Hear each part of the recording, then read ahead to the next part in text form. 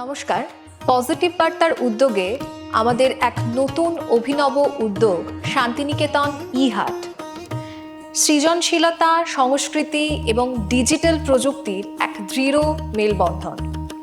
এখন থেকে লাইভ সম্প্রচার সরাসরি শুধুমাত্র আপনারা দেখতে পাবেন আমাদের পজিটিভ বার্তা প্ল্যাটফর্মে, সোম থেকে রবি বিকেল 3টে থেকে 5টা পর্যন্ত। বিশদ জানতে আজই যোগাযোগ করুন আমাদের স্ক্রিনে দেওয়া এই নাম্বারে 9732615531।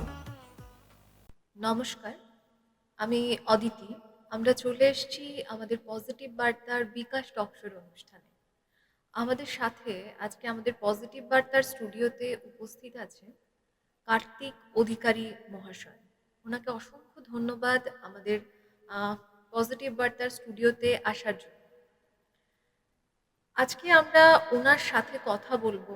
আজকে আমরা ওনার সম্পর্কে, ওনার জীবন বৃত্তান্ত এইসব সম্পর্কেই ওনার থেকে আমরা আজকে শুনব। নমস্কার। হ্যাঁ, নমস্কার ম্যাম। আমাদের পজিটিভ বার্তা স্টুডিওতে আসার জন্য আপনাকে অসংখ্য ধন্যবাদ। আপনার সম্পর্কে একটু আমাদের দর্শকদেরকে কিছু বলুন। হ্যাঁ, আমার নাম কার্তিক অধিকারী। আমি এরকম একটা জায়গায় বলার সুযোগ পেয়েছি, এই জন্য প্রথমেই ধন্যবাদ জানাচ্ছি ম্যাম এবং এখানকার যারা কর্তৃপক্ষ আছেন তাদেরকে। আমার সম্পর্কে আমি দু চার কথা বলছি।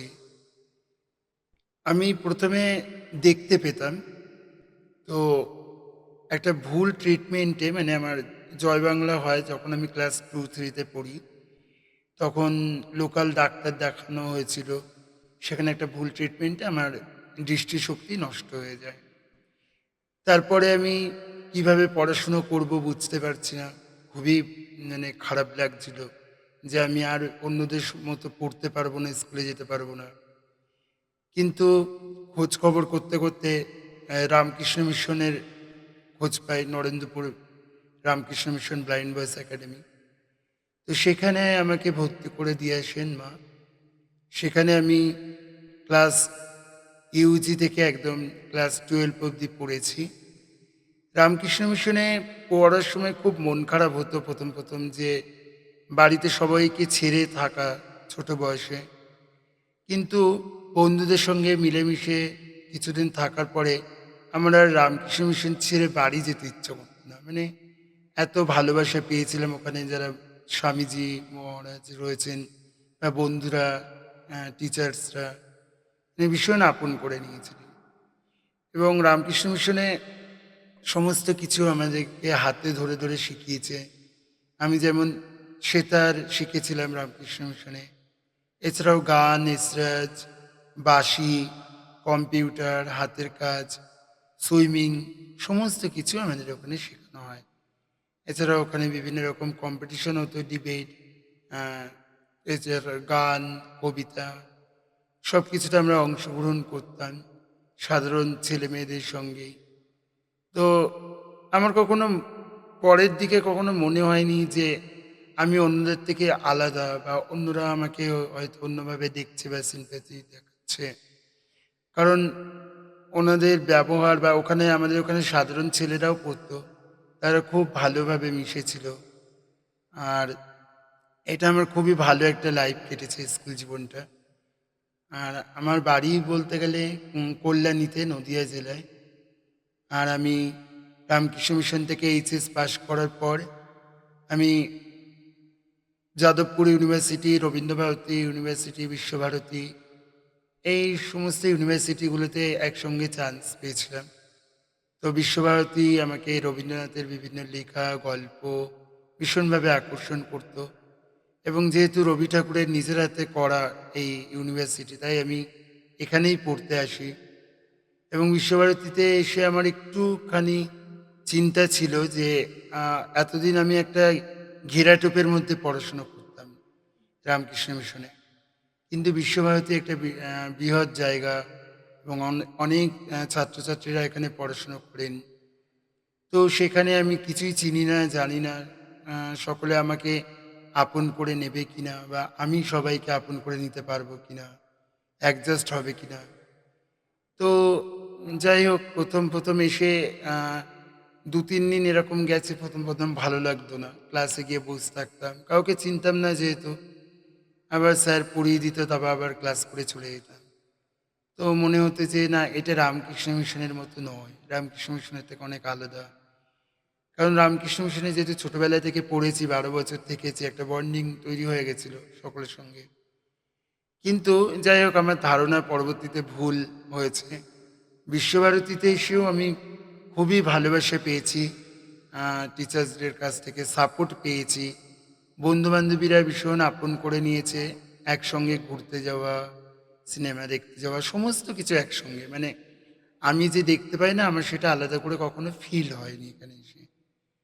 তো এই আর কি, আমার মোটামুটি ইউনিভার্সিটিতে আমি এসে হিস্ট্রি নিয়ে পড়ি। হিস্ট্রিতে আমি বিএ করেছি, তারপরে এমএ করেছি, তারপরে এখান থেকেই বিএড করেছি। বিএডে আমি যাদবপুরেও চান্স পেয়েছিলাম, কিন্তু বিশ্বভারতীর প্রতি আমার একটা ভালো লাগা ছিল। আর বন্ধু বান্ধবীরাও বললো যে বিনয় আ- ভবন থেকে তো? হ্যাঁ, বিনয় ভবন থেকে, যে আমাদের ছেড়ে চলে যাবি।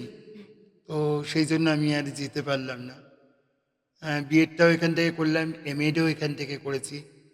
আর আমার আগের সাবজেক্ট যে হিস্ট্রি ছিল, হিস্ট্রিতে আমি চেষ্টা করেছি। অ্যাকচুয়ালি আমার পড়াশোনার যে ব্যাপারটা, সেটা হচ্ছে আমার ব্রেল বুক আর অডিও বুক শুনে পড়াশোনা করতে হয়। ব্রেল আচ্ছা। বুক পড়ে, হাত দিয়ে স্পর্শ করে, আর অডিও বুক শুনে। কিন্তু অডিও বুকটা অ্যাভেলেবেল নেই, বা ব্রেল বুকটাও হায়ার স্টাডিজে অ্যাভেলেবেল থাকে না। সেই জন্য আহ, আমি চাইলেও 5টা 6টা বই পড়তে পারি না। যেটুকু ক্লাসে টিচার্সরা পড়াতেন, যেটুকু আলোচনা করতেন, সেটুকু শুনে, আর বন্ধু বান্ধবীরাই আমাকে কিছু রেকর্ডিং করে দিত কিছু কিছু জিনিস। পুরো বই তো রেকর্ড করে দেওয়া সম্ভব নয়। তো এর ওপরেই আমি পড়াশুনো করেছি। তার মধ্যে আমি চেষ্টা করতাম যতটা ভালো রেজাল্ট করা যায়। তো আমার মাধ্যমিকে 75% রেজাল্ট করেছিলাম, এইচএসে 78.6, গ্র্যাজুয়েশনে 65%, ফার্স্ট ক্লাস, এমএতেও 65%, বিএতেও আমার 80%, এমএডেও আমার 75%। এরকম আমার সব নাম্বার। আর আমি ইতিহাসেও সেট কোয়ালিফাই করেছি, এডুকেশনেও আমি সেট নেট দুটোই কোয়ালিফাই করেছি। তারপরে আমি সিটেট কোয়ালিফাই করেছি। এছাড়াও আমি আহ, বিভিন্ন বিষয়ে এখন কাজ করছি। আমার এই যে কাজ করতে করতে যেটা মনে হয়েছে, যে আমি এই যে এত দূর এগিয়েছি, বা আজকে আমি বর্তমানে তো একটা জায়গায় পৌঁছেছি। কারণ আমি এখন এখানে এই বিএড কলেজে পড়াই, শান্তিনিকেতন বিএড কলেজে। এখানে আমি প্রফেসর। আর এছাড়াও আমার 5টা পেপারও পাবলিশড হয়েছে অলরেডি। সেগুলো বিভিন্ন ইউনিভার্সিটি থেকে, বিশ্বভারতী থেকে, যাদবপুর ইউনিভার্সিটি থেকে, কেরালা ইউনিভার্সিটি থেকে, রহরা রামকৃষ্ণ মিশনের ওখান থেকে, আহ, এবং আরও একটা পেপারের ওপর আমি কাজ করছি। তো এগুলো করতে গিয়ে আমার যেটা মনে হয়েছে, বারে বারে যেটা উপলব্ধি করেছি, যে আমার হয়তো নিজের চেষ্টা ছিল, এবং বাড়ি থেকে মা আমাকে ভীষণভাবে সাপোর্ট করেছেন, দিদি সাপোর্ট করেছেন। কিন্তু তার বাইরেও বন্ধু বান্ধবীদের এই সহযোগিতা, টিচারদের এই সহযোগিতা, এইগুলোও আমার মানে দরকার ছিল। এগুলো না পেলে আমি জানি না এতদূর এগোতে পারতাম কিনা, ম্যাম। একদমই তাই। বাড়ির সাপোর্ট এবং যে পরিবেশে আপনি বড় হয়েছেন সেখানকার মানুষগুলোর সাপোর্ট না ছাড়া খুবই কঠিন, এবং সব থেকে বড় আপনার চেষ্টা, যেটা সবার আগে দরকার। আপনার প্রথম চাকরি সম্পর্কে যদি একটু বলেন। চাকরি বলতে আমি আহ, আমাদের ওখানে একটি স্কুলে, সেখানে আমাকে পড়াতে বলেছিলেন। তো 5 দিন পড়াতে হবে, কিন্তু আহ, আমি, আমার যারা বন্ধু বান্ধবী বা টিচার্সরা, তারা আমাকে বলছেন যে তুমি দুখানা সাবজেক্ট যেটা পড়েছো, প্রথমে হিস্ট্রি, তারপর এডুকেশন, দুখানাতেই তুমি সেট নেট কোয়ালিফাই করেছো, তারপর তুমি সিটেট কোয়ালিফাই করেছো, তাহলে তুমি কেন পিএইচডি করবে না? তো আমি সেই জন্য ভাবলাম যদি আমি পিএইচডি করি তাহলে হয়তো স্কুলটাতে মানে পড়ানোটা একটু আমার পক্ষে চাপ অসুবিধা হবে। হয়। সেই জন্য আমি আর ওই স্কুলে আলাদা করে জয়েন করিনি। এছাড়াও আমার আহ, আলাদা যে সমস্ত পেপারগুলো আমি করেছি, যে একটা পেপার আমার আছে enablers and barriers using assistive technology for equitable participation. তো আমার মনে হচ্ছে যে এই যে অ্যাসিস্টিভ টেকনোলজি, এখন তো টেকনোলজির ভীষণভাবে ডেভেলপ করেছে। এখন টেকনোলজির সাহায্যে আমরা সব কিছু করতে পারি। তো এই টেকনোলজিকে কাজে লাগিয়ে কিভাবে যারা মানে যাদের ভিশন নেই বা যারা হয়তো একটু কানে কম শোনেন বা কথা বলতে পারেন না, তারা এই টেকনোলজিটাকে কিভাবে তাদের কাজে আসতে পারে, তারা কিভাবে এটাকে সদ্ব্যবহার করতে পারেন। তারপরে হচ্ছে একই সঙ্গে টেকনোলজিটাকে এমন করে করতে হবে যেখানে হচ্ছে একজন সাধারণ আহ, মানুষ এবং একজন স্পেশাল মানুষ যার কিছু না কিছু সমস্যা রয়েছে, দুজনে একই সঙ্গে যাতে কাজ করতে পারেন পাশাপাশি বসে। তো এর ওপরে আমার একটা পেপার আমি করেছিলাম, সেটা বিশ্বভারতী থেকে আমার বেরিয়েছে। এছাড়াও আরেকটা পেপার আমি করেছি, যেটা হচ্ছে এডুকেশনের sustainable development, ecology, culture, environment. আমার মনে হয়েছে যে এখন যে এনভায়রনমেন্ট ভীষণভাবে মানে ক্ষতি হচ্ছে আর কি। আহ, আহ, সমস্ত গাছপালা কেটে বিভিন্ন বিল্ডিং অফিস এই সমস্ত তৈরি হচ্ছে, গ্রামগুলো একটু একটু করে শহর হয়ে যাচ্ছে। তো এই পরিবেশের কে বাঁচাতে গেলে কি কি করতে হবে আমাদের, কেমন ভাবে মানে এগুলোকে আমরা রক্ষা করতে পারি, সেই জন্য এর উপর আমি একটা পেপার লিখেছিলাম, যেটা আমার যাদবপুর ইউনিভার্সিটি থেকে প্রকাশ হয়েছে। পেপারটা হচ্ছে বিশ্বকবির সবুজের ভবিষ্যৎ নিয়ে বিশ্বকবির ভাবনা ও বর্তমান অনুশীলন। মানে সবুজের ভবিষ্যৎ নিয়ে কি মানে কবি কিভাবে ভেবেছেন, তার কিরকম চিন্তা ভাবনা ছিল, সেগুলো আমি কিছুটা বিশ্লেষণ করবার চেষ্টা করেছি। এছাড়াও বর্তমানে এইটাকে কিভাবে অনুশীলন করা হচ্ছে, আমরা কতটা তার ভাবনা চিন্তাকে ধরে রাখতে পেরেছি, কতটা এগিয়ে নিয়ে যেতে পারছি। আর এই দুটো পেপার গেল। 3 নম্বর একটা পেপার হচ্ছে বায়োগ্রাফি অ্যাজ আ হিস্ট্রি। আমার যেহেতু ইতিহাস ছিল, এই পেপারটাও আমি করেছি। 4 নম্বর পেপার হচ্ছে equal access to online platform, a pathway to digital inclusion. Online প্ল্যাটফর্মটা এখন হচ্ছে একটু একটা ভীষণ ভাইটাল প্ল্যাটফর্ম, কারণ এই অনলাইনে আমাদের কত কি কাজ হয়, সরকারি বিভিন্ন প্রজেক্টগুলো অনলাইনে করতে হয়, ফর্ম ফিল আপের ক্ষেত্রে অনলাইন, সমস্ত তারপরে কিছু পড়াশুনো, সমস্ত কিছু, মেডিকেল ফেসিলিটি। তো এই অনলাইনের ব্যাপারটা যে যারা মানে যাদের দৃষ্টিশক্তি নেই বা যারা অন্যরকম কোনো প্রতিবন্ধকতা যাদের রয়েছে, তারা কতটা এই অনলাইনের সুবিধা ব্যবহার পাচ্ছেন, কতটা ব্যবহার করতে পারছে, বা সাধারণ মানুষই বা কতটা পাচ্ছে, যারা একটু গ্রামের দিকে থাকেন, যাদের হয়তো যারা রিমোট এরিয়ায় থাকেন, তাদের কাছে এই অনলাইনের সুবিধাটা কতটুকু পৌঁছেছে এবং কত শতাংশ মানুষ এই অনলাইনের সুবিধা পাচ্ছে, বা এর অসুবিধাগুলো কি কি রয়েছে, বা সরকারি ক্ষেত্রে আরও কি কি ব্যবস্থা করা দরকার। তো এটা নিয়ে আমার আলোচনা করা রয়েছে পেপারটাতে। আর আরেকটা পেপার যেটা আমি করছি মানে অনেকটাই হয়ে গেছে, সেটা হচ্ছে মেন্টাল হেলথ। আমরা এখন দেখতে পাই যে ছেলেমেয়েরা ভীষণভাবে ফ্রাস্ট্রেশনের মধ্যে চলে যায়।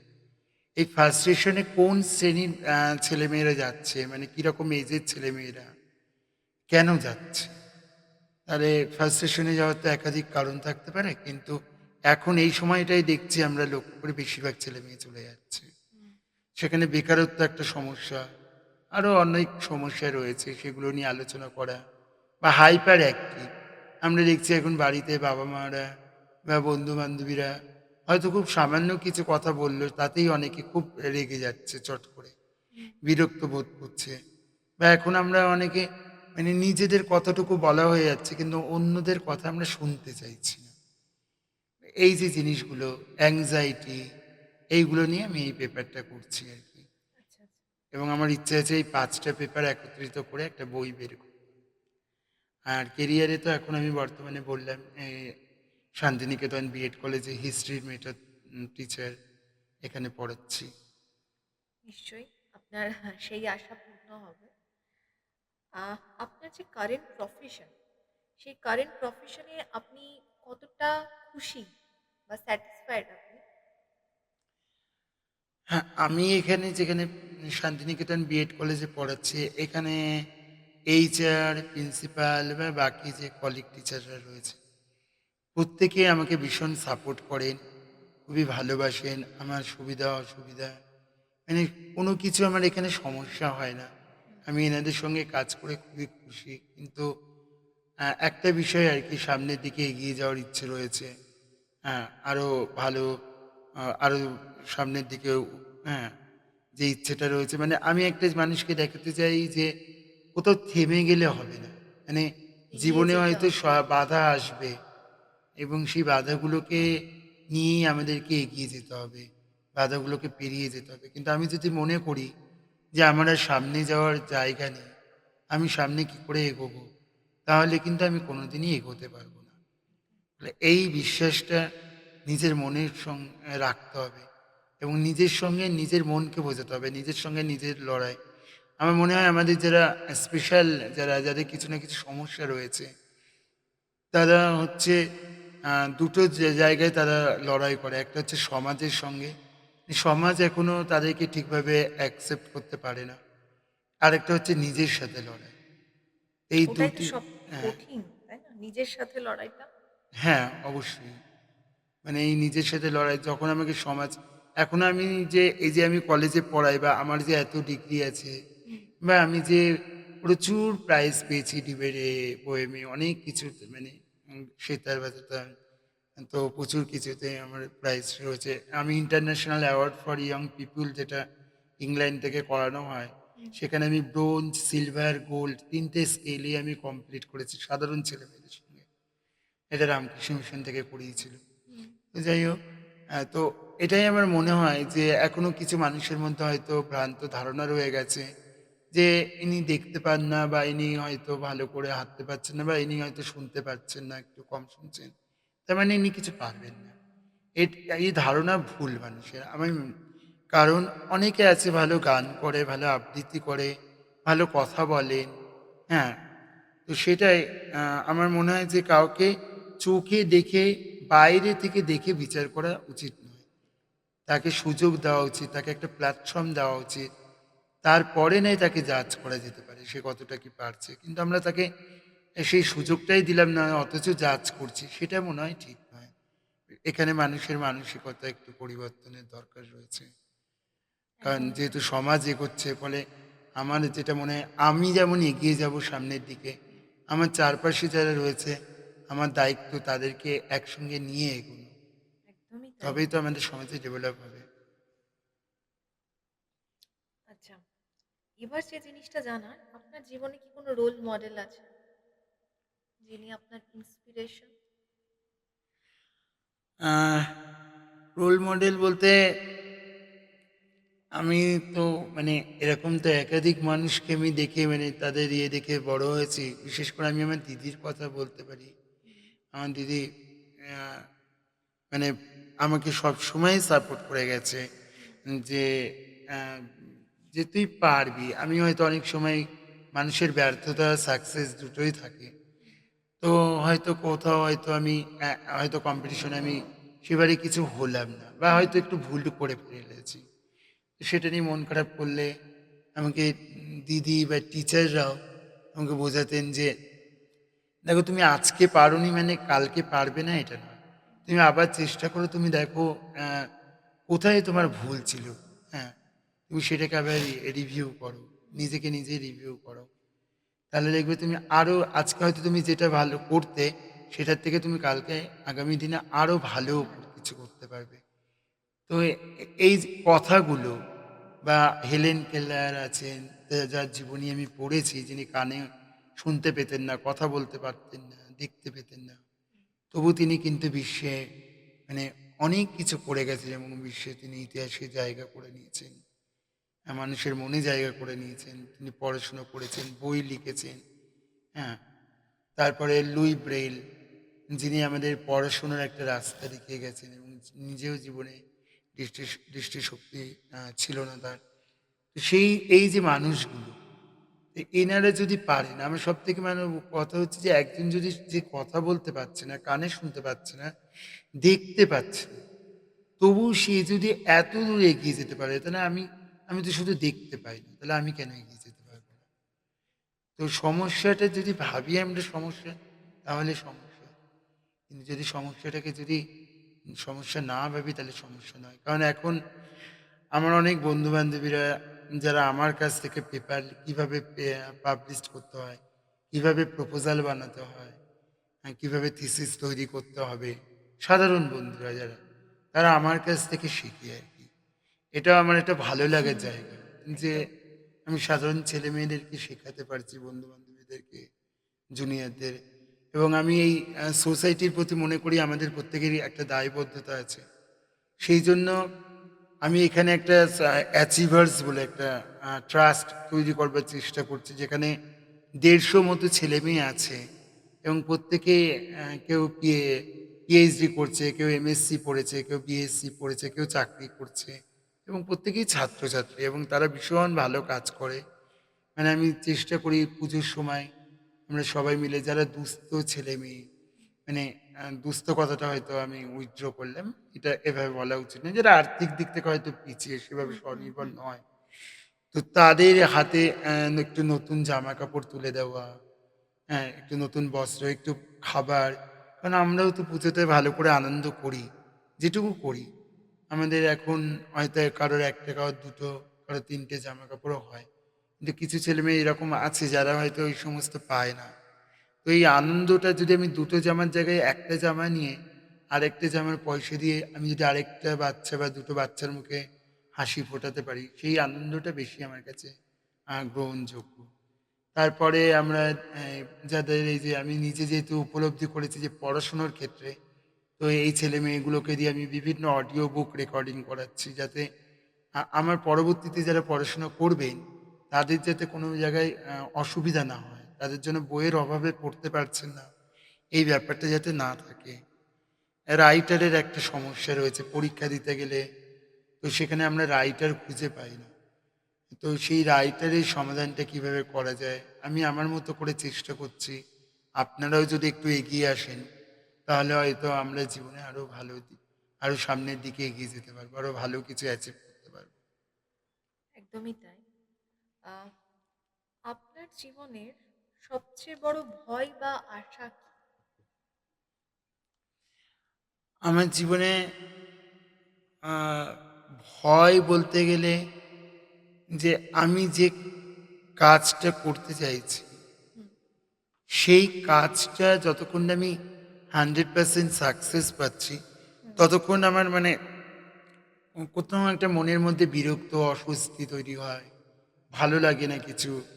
মানে এবার কারোর সাথে আমি হয়তো মানে স্বাভাবিক সময়ে যেভাবে কথা বলি, যেরকম থাকি, মিলেমিশে থাকি, সেই তখন মানে সেই কাজটা যতক্ষণ না আমি ঠিকঠাক করতে পারছি, ততক্ষণ আমার সেই ব্যাপারটা কিছুটা চলে যায়। কারণ আমি হয়তো পরে আমার মানে সেটার জন্য একটু একটু অনুশোচনা হয় যে আমি কারোর সাথে খারাপ ব্যবহার করলাম না তো? মানে কেউ খারাপ ভাবলো না তো?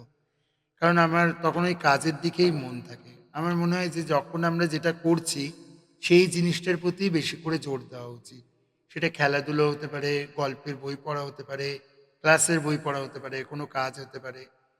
এবং সেই জায়গায় যদি অন্য কিছুর আমাদের মনের মধ্যে চলে, তাহলে আমরা সেই জিনিসটা ভালো করে করতে পারবো না। এটা আমার একটা মানে ভয়। ভয় বা যাই বলতে পারেন ব্যর্থতা। কিন্তু আর একটা যেটা আশা, যে আমি যেমন এগিয়েছি এতটা দূর বা আরো এগোনোর চেষ্টা করছি, হয়তো পিএইচডিও করব।